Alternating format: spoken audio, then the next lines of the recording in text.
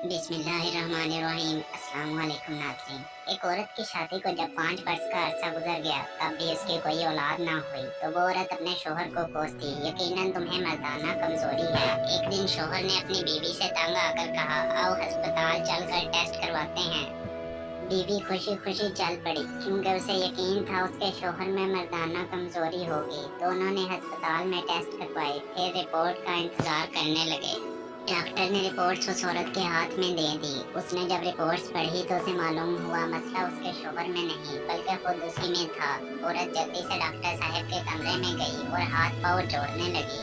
कहने लगी, आप जो कहेंगे मैं करने को तैयार हूँ, मगर आप ये बात मेरे शोहर को मत बताइएगा। डॉक्टर ने इस औरत को ताल्लुकात बढ़ाने पर इसरार किया। औरत खुशी खुशी मान गई। डॉक्टर ने रिपोर्ट्स बदल दी।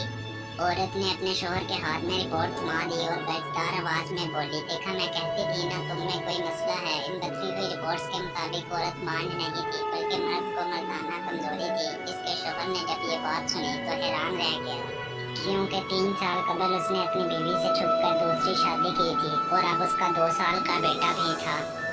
खैर वो मर्द खामोश रहा और चुपचाप बीवी की जड़ी घटी बातें बर्दाश्त करता रहा। कुछ दिन गुजर गए लेकिन उसकी बीवी ने उसे औलाद के ताने देने बंद कर दिए थे। वो ये बात समझ ना सका। उसने छानबीन की ठान ली। अगले रोज जब वो ऑफिस के लिए निकला तो गली की नुक्कड़ पर जा खड़ा हुआ। ठीक आधे घंटे बाद उसकी बीवी बन ठन के निकली।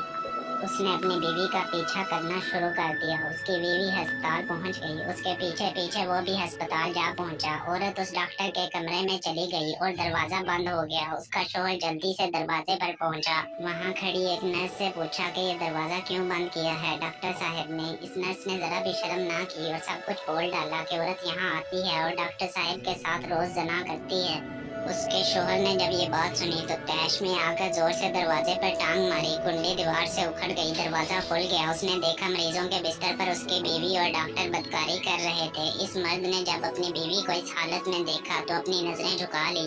औरत ने अपने शोहर को सारी कहानी सुना डाली। इस मर्द ने अपनी बीवी से सिर्फ इतना कहा, तुम अगर बांझ थी तो तुम मुझे बताती, मैं तुम्हें उम्र भर इसका एहसास तक न होने देता, लेकिन तुमने तो मेरी इज्जत और गैरत मिट्टी में मिला दी। शोहर बोला, मैं अब भी तुम्हें माफ करता हूँ, आओ घर चलें। जब उसकी बीवी ने ये बात सुनी तो अपने शोहर को खुशी से गले लगा लिया।